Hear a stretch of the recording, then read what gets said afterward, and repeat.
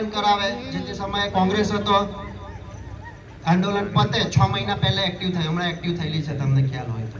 સાચી વાત ને? 6 મહિના પહેલા એક્ટિવ થવાનું, બીજા 4.5 વર્ષ હાથે રહીને વહીવટ કરવાનો. હદપારી આપણે એટલે થયેલા કે ભાઈ જ્યારે ચૂંટણી પૈતી એના પછી આ લોકોએ સર્વેની કામગીરી કરીને જમીનો લેવાનું કામ કર્યું. તે વખતે વિરોધ તો કોઈ કર્યો નહીં આપણી ટીમ સિવાય. તો અમારી ટીમે વિરોધ કર્યો. તો શાંતિલાલભાઈને પૂછો કે અહીંયા આદર્શ ગામ બનતું હતું તો સીધા જેલમાં નાખી દીધા 30 જણાને તમારા ગામના. ખબર છે ને મિત્રો? પછી હમણાં આદર્શ ગામ તો એ ગૌચર જમીનમાં આવી ગયું. એટલે પાછા એમ કે ભાઈ તમે ઠરાવ આપો આ ઘરો તોડવા. એટલે ભાઈ આપણને જ આપણા લોકો સામે લડાવશે આ ચોરો.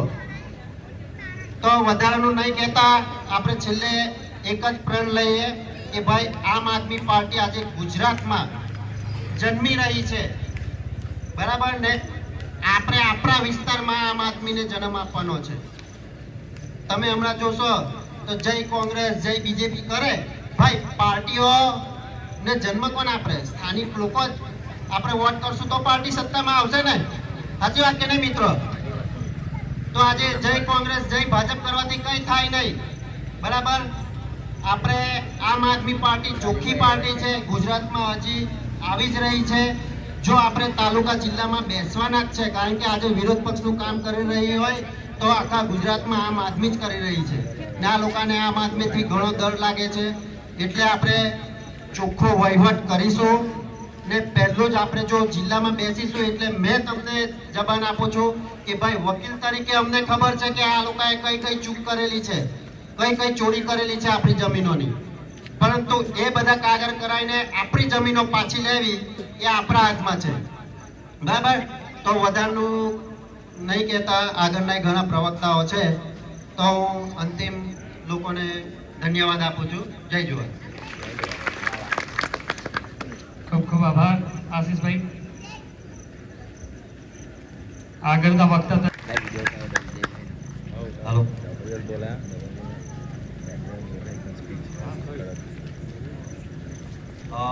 પંચાયત ઉપસ્થિત આજના વિક્રમભાઈ, મુકેશભાઈ, આપણા ગોરા ગામના સરપંચ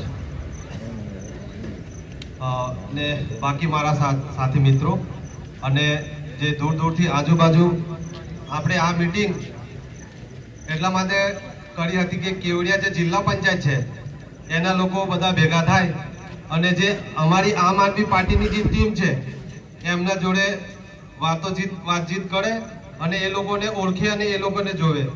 એટલા માટે આ એક ગોળા ગામ બધાને સેન્ટર પડે એવી રીતે કેવડિયા જિલ્લા પંચાયતની મીટિંગ આ કરેલી હતી. અને એમાં ગુજરાત જોડો સદસ્ય અભિયાન જે ચાલુ છે આમ આદમી પાર્ટીનું, એમાં બધા લોકો સહકાર આપે, ખભાથી ખભા મરાવીને ચાલે એવી રીતે આ મીટિંગ હતી.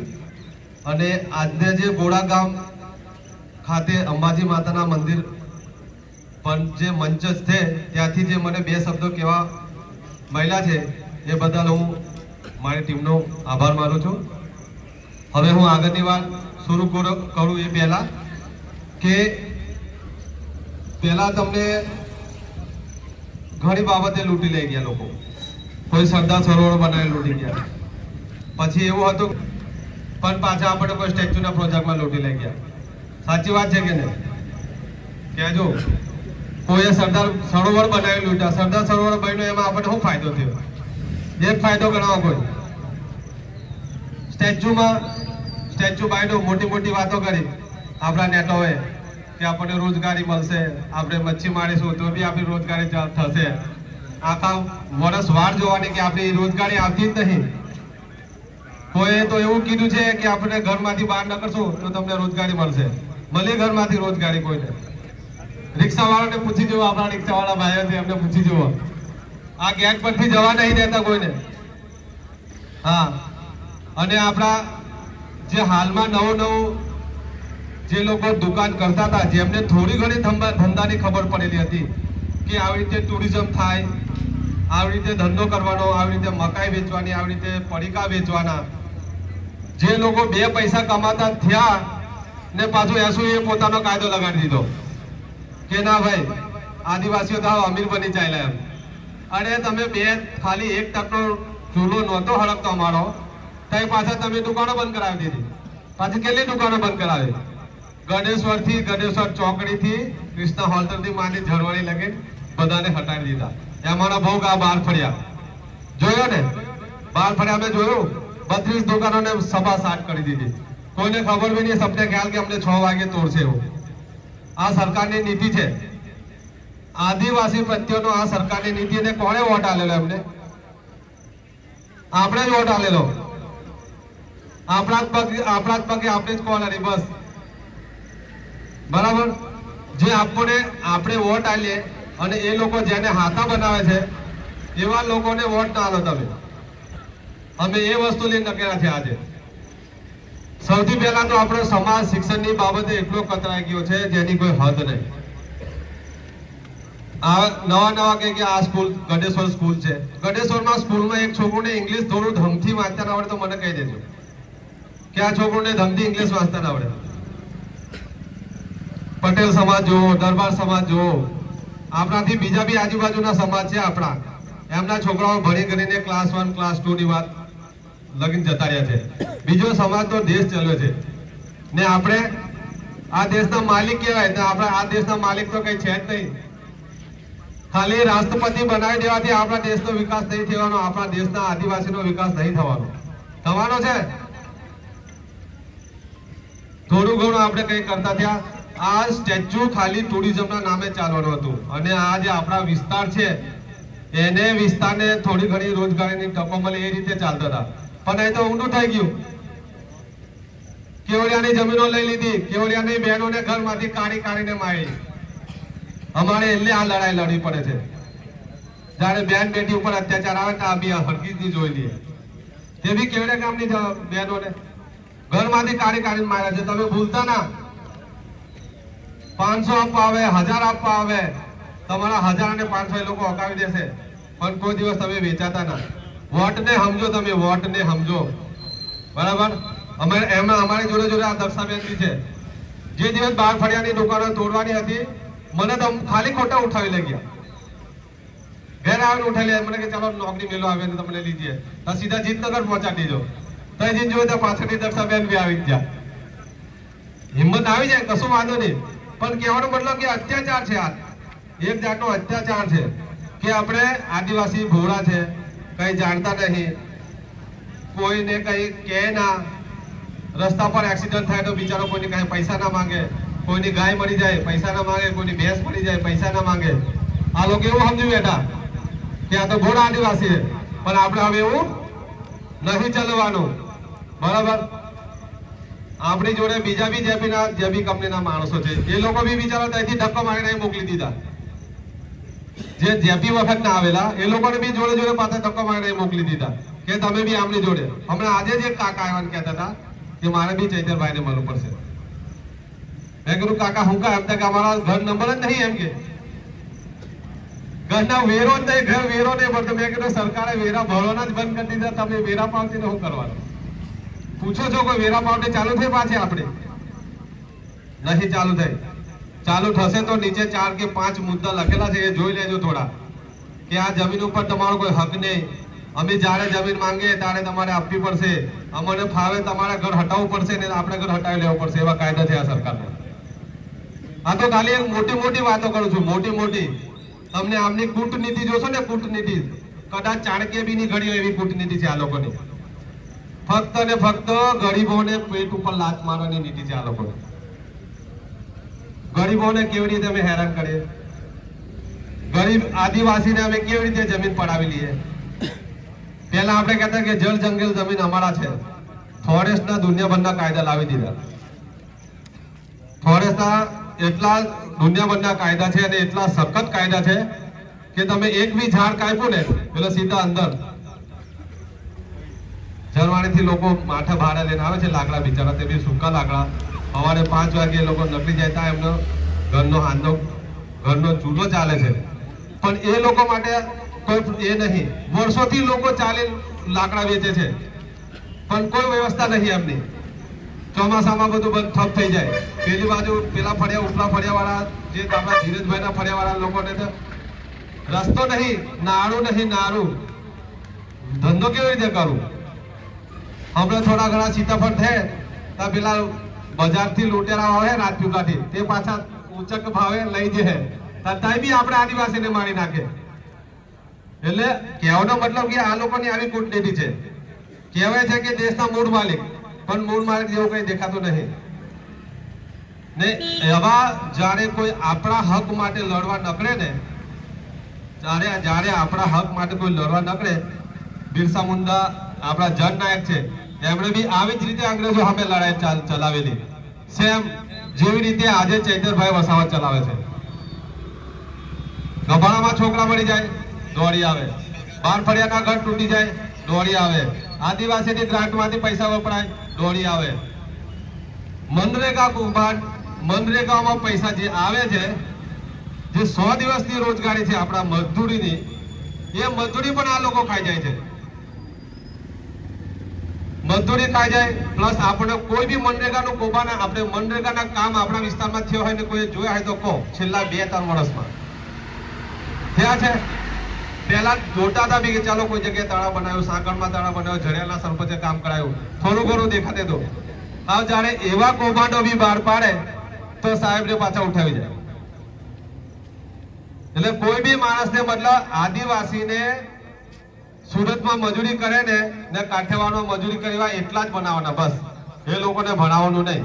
એ લોકોને ભણાવશે તો એ લોકો આપણા પાસેથી હક છીનવી લે. સ્ટેચ્યુમાં સરકારી અધિકારીના બંગલા બનાવવાનો હોય તો 2 મિનિટમાં બની જાય છે, 10 દિવસમાં બની જાય છે, 100 દિવસમાં બની જાય છે. પણ આપણી એક ક્વાર્ટર લાવવાની હોય, એક ક્વાર્ટર આપણા ગામમાં ક્વાર્ટર આવે છે લાવવાની હોય તો આખો પંચાયતના પેલા 5 વર્ષના સરપંચના હશે ને 5 વર્ષ, એ સરપંચના 5 વર્ષ પૂરા થઈ જશે. સાચી વાત છે કે નહીં? હા. એટલે તમે જે તમને કામ કરે છે, આ અમારી ટીમ છે. અમે મોટી મોટી નહીં ફાટતા, પણ આ અમારી ટીમ છે. આજે અમે તમે એટલે કહીએ છીએ કે આ અમારી ટીમ છે, કારણ કે અમે એવા રસ્તે જવા માંગીએ કે ગરીબથી ગરીબ માણસને સરકારનો લાભ પહોંચે, સરકાર ના બી લાભ આપે. અમારી સરકાર આવે, અમારી સરકાર સામે લડીશું, અમારા સરકારને કહેશું કે આ તકલીફ અમારી છે સમાજની. અને જે અમારી સરકારનો સ્પષ્ટ ઉદ્દેશ છે કે અરવિંદ કેજરીવાલ કહે છે કે અમે તમને પૈસા એક્ટ બી આપીશું. જ્યાં પહેલી મીટિંગ થઈ હતી આપણી બોડેલી 2022 વિધાનસભામાંની જે મીટિંગ હતી, ત્યાં બી એ કહી ગયેલા કે તમને પૈસા એક્ટ બી લાગુ કરીશું, અનુસૂચિ 5 આપશું, અનુસૂચિ 6 હશે, 73 ડબલ એ હશે. પણ 72 વર્ષથી 30 વર્ષથી ના કોંગ્રેસે આપણા એક બી વસ્તુ લાગુ કરી છે, ના ભાજપે ગુજરાતમાં 15% આદિવાસીનું થોડું પણ નહીં વિચારેલું. થોડું વિચાર્યું હોય તો એમાં પાછા એમને મળતિયા લાવી દીધા. સ્ટેચ્યુમાં ફૂડ કોર્ટ જોવો પેલા લોકોનું, સ્ટેચ્યુમાં રિલાયન્સે જ આખું આપી દીધું. જંગલ સફારી જ્યાં આપણે રહેવું જોઈએ રિલાયન્સને આપી દીધું. પછી એકતા મોલ બહારના લોકો ધંધો કરે. રમાડા હોટલ જે ભારત ભવન હતું, સરદાર પટેલનું મ્યુઝિયમ કરી બનાવ્યું, બહારના રમાડા વાળા ખબર નહીં કેટલી જાતના હોટલ વાળા તે કામ કરે. ફોર્ચ્યુન હોટલ હરિયાણા ભવન કરીને બનાવ્યું, આપણો કોઈ મતલબ નહીં છે. કઈ આપણો વિકાસ છે કયો? કોઓપરેટિવ બેંક બનાવી દીધી, બેંકના નામે હોટલો ચાલે છે. બીઆરજી ભવન બાયનું, બીઆરજી ભવન માટે પહેલા કીધું કે તમને રોજગારી મળશે, આપણા લોકોને તો હટાવી દીધા અને બીજા કઈ કઈથી લાવીને સાફ સફાઈ વાળા મિલી દીધા. સિક્યુરિટીમાં જુઓ તો આપણા લોકોને અમે થોડી ફાયદા લેતા, એક બે હોટલ મેં લગાવી લાખી મૂક્યા સિક્યુરિટી વાળા, તે બી હટાવવાના છે. હવે આવી ગયા છે બહારથી સિક્યુરિટી. મતલબ કહેવાનો મતલબ કે જે હવે અમે તૈયારી કરીએ છીએ, અમે આ રીતે તૈયારી કરીએ છીએ. તો તમે બધા લોકો ભેગા મળી આજે અમે ઘણા બધાને કહેવડાવ્યું હતું, કોઈ કારણવશ કોઈ ના આવી થઈ ગયું હોય, પણ જેટલા પણ કેવડિયા જિલ્લા પંચાયતના ગામડા છે અને જરવાણી તાલુકા પંચાયત હોય કે ગોડા તાલુકા પંચાયત હોય, એ બધા લોકોને વિનંતી કરવા આવ્યા છે કે અમારી જોડે રહેજો અને ખોટા લોકોને તમે પસંદ ના કરતા. અને તમારો જે વોટ છે, તમારો વોટનો જે અધિકાર, એક વોટ તમારો કિંમતી છે, તે તમે સાચા લોકોને પસંદ કરશો. સાચા લોકો પસંદ કરશો તો તમારા કામ થશે. નહીં તો આજે બી તે જે બસોની વાત કરી હતી ને, બસની આજે બી બસ નહીં સવારમાં આવી. મને મેં અહીં ગોળ આવતો હતો ને, એક આદર્શ ગામનો છોકરો મળ્યો, મેં કીધું કમ નહીં ગયો સ્કૂલે, કે ના કે આજે બસ જ નહીં આવે. તો એવા શિક્ષણની કોઈ જરૂર નહીં. 100 દિવસ બસ મળે અને પરીક્ષાના દિવસે બસ ના આવે એનો કોઈ મતલબ છે? કોઈ મતલબ નહીં. એટલે અમે તો તમને એક જ વિનંતી કરીએ કે તમે અમારા જોડે ખભોથી ખભો મિલાવો. અને અમારા ઘણા વડીલ છે, આજે અમને ઘણું સારું થયું કે અમે કદાચ સાચા રસ્તે જતા હોય. પીપળિયાથી અમારા એક મિત્રના વડીલ છે, પછી દાદા છે, અમારા પ્રભુ દાદા છે, એટલે અમને થોડો ઘણી હિંમત મળે કે અમે કઈ સારા રસ્તે જવા નકેરા છે એવું. બાકી અમે એવું જોતા નહીં કે કોઈ વડીલો અમને ટાઈમ આલે. અને હું વધારે ના કઈ કહેતા, કહેવું તો ઘણું હતું, આજે બહુ બધું કહેવાનું. કારણ કે તમે જે લોકો સ્ટેચ્યુ લાવે પછી તમારા પર ટેક્સ લગાડે. ટુરિઝમ પર ટેક્સ લાગે, ટુરિઝમ પર નહીં ટેક્સ લાગતો, એ ટેક્સ તમારા પર બી લાગે છે. પેટ્રોલ મોંઘું કરે તો એ પેટ્રોલ તમારા ઘરના છોકરા બી વાપરે, તો એ બી તમને હરકું થાય. 3,000 નું સ્ટેચ્યુ જવાનું પેટ્રોલ દર મહિને થાય ને 10,000 નો પગાર આલે તો લેવાનો હું? એની કરતા આપણી જમીનોમાં આપણે સારું કરી લેતા હતા. આપણી કાચો ડૂબાડી દીધી એમાં સારું કરી લેતા હતા. ઉનાળાનું શાક કાચીમાંથી લઈ લેતા હતા, ચોમાસાનું શાક આપણે ખેતરોમાંથી લઈ લેતા હતા. એ ચોમાસાનું શાક ચાલે દિવાળી પછી 12મા મહિના લગે, પહેલા મહિના લગે, બરાબર ને? એનો કોઈ ફાયદો નહીં. 10,000 ની નોકરી, 10,000 તો ગમે તે માણસ 10,000 નોકરી આલે છે. ખર્ચો તમારો 20,000 નો ચૂલાનો ખર્ચો અને તમને પગાર આલે 10,000, કોઈ કામનો નહીં, બરાબર? એટલે અમે એટલી જ વિનંતી કરીએ છીએ કે તમે તમારા વોટનો અધિકાર, સરકાર એવું માને છે કે સરકાર અમને વોટ આલે છે ને લોકો, એટલે અમે ધારે તે કરશું, પણ હવે એવું નહીં રાખવાનું. આપણે બી હવે જાગૃત થવાનું છે અને એકદમ સારી રીતે જાગૃત થવાનું છે. શિક્ષણની રીતે જાગૃત થવાનું છે, આરોગ્યની રીતે જાગૃત થવાનું છે. કેવડિયામાં એક ટ્રોમા સેન્ટર બનાવ્યું, કેટલા લોકો જ્યાં છે તે? કેવડિયામાં એક હોસ્પિટલ બનાવ્યું, એક્સરે મશીન નહીં. તઈ નવાઈની વાત એ છે કે ઘણા એવા ફ્રેક્ચર આપણા રોડ રસ્તા પર ઘણા છોકરાઓનો એક્સિડન્ટ થાય છે, પણ ત્યાં એક્સરે મશીન નહીં. એટલા બધા પૈસા ખર્ચ કરવાની કોઈ જરૂર નહીં થઈ. હોસ્પિટલ બનાવે છે ત્યાં ઢંગના ડોક્ટર નહીં આવતા. હોસ્પિટલ બનાવે આવતા સીટી સ્કેન, MRI કે પછી તમારું એક્સરે નું મશીન નહીં આવતું, તો એવા હોસ્પિટલનો મતલબ શું થાય? કોઈ મતલબ નહીં નકરતો. એટલે કહેવાનો મતલબ કે જો ચૈતનભાઈ જે રસ્તે નકળેલા છે, અમે એમને જોઈને નકેલા છે ને જે એ લડાઈ લડે હાલની નર્મદા જિલ્લાની કે ગુજરાતની કે આદિવાસી જનતાની લડાઈ લડે છે, એમના રસ્તે અમે નકળેલા છે. અમે કોઈને નહીં કોપી કરતા, ના અમે ભાજપ વાળાને કોપી કરીએ કે ના અમે કોંગ્રેસ વાળાને કોપી કરીએ. અમે ફક્ત ચૈતનભાઈ જે સાચા રસ્તે નકળેલા છે. કારણ કે કોઈ બી આદિજાતિમાંથી કોઈ પણ ગ્રાન્ટ આવે, અમને આજ લગી મને સપને નહોતી ખ્યાલ કે કોઈ આદિવાસી ગ્રાન્ટ બી આવે છે. આ વખતે 268 કરોડનું જ્યારે સાહેબે એમને હિસાબ માંગ્યો કે તમે આમનું આયોજન શું કર્યું, કે તમે આયોજન કેવી રીતે કર્યું, તો અમને ખબર પડી કે આપણા 268 જે આપણા આદિવાસી નર્મદા જિલ્લાના જે આવે છે એ બી ખવાઈ ગયા. એટલે આવા બધા સાહેબના મતલબ અનગણિત કામ છે. હવે આપણા જે જસુભાઈ રાઠવા છે અને મનસુખભાઈ વસાવા આપણા સાંસદ છે. ગુજરાતના સાંસદને જ્યારે વિકાસ કરવાના પૈસા આવેલા 9.80 કરોડ જેવા, તો મનસુખભાઈ 1-2 કરોડનું કામ કરાયું, પણ જસુભાઈ કઈ બી કામ કરાયું, 1 બી રૂપિયાની કામ કરાયું, 0 રૂપિયાનું, 0 મતલબ પાછા બધા પૈસા સરકાર